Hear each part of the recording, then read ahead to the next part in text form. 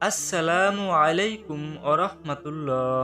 ইমানদারগণ ইমানের দিক দিয়ে সমান নয়, তাদের মাঝে পার্থক্য রয়েছে। তবে শক্তিশালী মুমিনগণ অধিক উত্তম এবং আল্লাহর নিকট অধিক প্রিয়।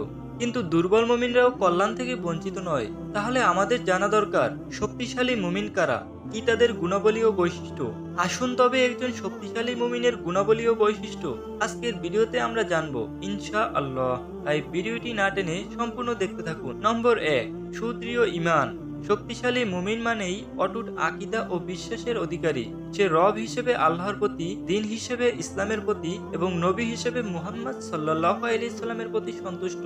নম্বর 2, দ্বীনের ইলম অর্জন করা। শক্তিশালী মুমিনের অন্যতম গুণ হলো সে দ্বীনের জ্ঞান অর্জনে উদ্গ্রীব থাকে, কেননা ইলম ছাড়া যথার্থ শক্তিশালী মুমিন হওয়া সম্ভব নয়। আল্লাহ তাআলা বলেন, বলুন যারা জানে এবং যারা জানে না তারা কি সমান হতে পারে?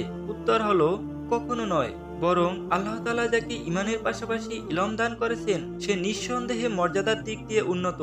যেমন আল্লাহ তাআলা বলেন, তোমাদের মধ্যে যারা ঈমান এনেছে ও যাদেরকে ইলম দেওয়া হয়েছে আল্লাহ তাদের স্তরে স্তরে মর্যাদায় উন্নীত করবেন। নম্বর 3, সবর বা ধৈর্য ধারণ। শক্তিশালী মুমিনের অন্যতম গুণ হলো তারা হলো প্রচন্ড ধৈর্যশীল। প্রকৃতপক্ষে দৃঢ় সংকল্প আর মানসিকভাবে শক্তিশালী লোকেরাই কেবল এ বৈশিষ্ট্যের অধিকারী হয়। যেমন আল্লাহ তাআলা বলেন, বিপদ আপদে ধৈর্য ধারণ করো, নিশ্চয়ই এটা দৃঢ় সংকল্পের বিষয়। নম্বর 4, রাগ নিয়ন্ত্রণ। শক্তিশালী মুমিন তার রাগ নিয়ন্ত্রণ করে। সে কখনো ব্যক্তি স্বার্থে রাগ করে না। কেউ তার প্রতি অবিচার করলে প্রতিশোধ নেয়ার ক্ষমতা থাকার পরও সে ক্ষমা করে দেয়। নম্বর 5, উচ্চাকাঙ্ক্ষা থাকা।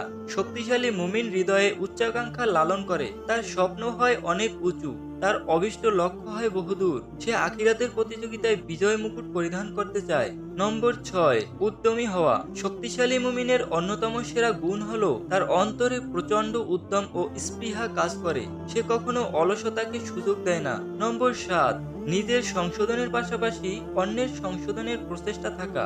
শক্তিশালী মুমিন কেবল নিজের সংশোধনকেই যথেষ্ট মনে করে না, বরং আল্লাহ তাকে যে শক্তি ও সামর্থ্য দিয়েছে তা পরিপূর্ণভাবে ব্যবহার করে অন্যকে সংশোধনের কাজে ব্রতী হয়। নম্বর 8, মানুষের উপকার করা। আবু হুরায়রা রাদিয়াল্লাহু তাআলা আনহু হতে বর্ণিত, রাসূল সাল্লাল্লাহু আলাইহি সাল্লাম বলেন, সে ব্যক্তি শ্রেষ্ঠ যে সবচেয়ে বেশি মানুষের উপকার করে। নম্বর 9, সুস্বাস্থ্য।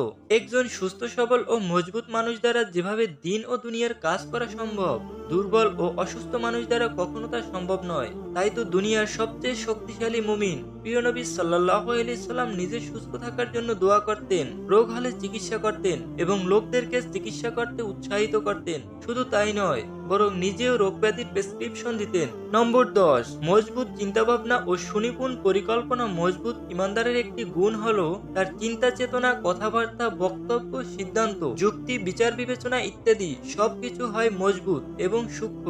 আল্লাহ তাআলা বলেন, যখন তুমি দৃঢ়ভাবে ইচ্ছা করবে তখন আল্লাহর উপর ভরসা করবে, নিশ্চয়ই আল্লাহ ভরসাকারীদের ভালোবাসেন। নম্বর 11, সত্য ও ন্যায়ের পক্ষে নির্ভীক। মুমিন ব্যক্তি সত্য, ন্যায়, নীতি, সততার পক্ষে থাকে নির্ভীক। এক্ষেত্রে সে সমালোচনাকে পরোয়া করে না, বাতিলের বিরুদ্ধে থাকে ইস্পাত কঠিন।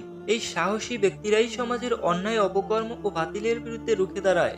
যেমন রুখে দাঁড়িয়েছিলেন মুসলিম জাতির পিতা ইব্রাহিম আলাইহিস সালাম, যেমন রুখে দাঁড়িয়েছিলেন রাসূল সাল্লাল্লাহু আলাইহি সাল্লাম এবং তার সাহসী সাহাবীগণ। নম্বর 12, আত্মমর্যাদা, অপরিচ্ছন্ন অন্তর। শক্তিশালী মুমিন হয় আত্মমর্যাদা সম্পন্ন ও পরিচ্ছন্ন অন্তরের অধিকারী। সে অহংকার করে না, বরং বিনয় ও নম্রতা তার চরিত্রের ভূষণ। সে অর্থলিপ্সু বা লোভাতুর হয় না। আল্লাহ তাআলা বলেন, যাদেরকে মনের লিপ্সা থেকে মুক্ত রাখা হয়েছে তারাই সফলকাম। নম্বর 13, শক্তিশালী মুমিনের হৃদয় হয় ভালোবাসা, দয়া ও মায়া মমতায় পূর্ণ।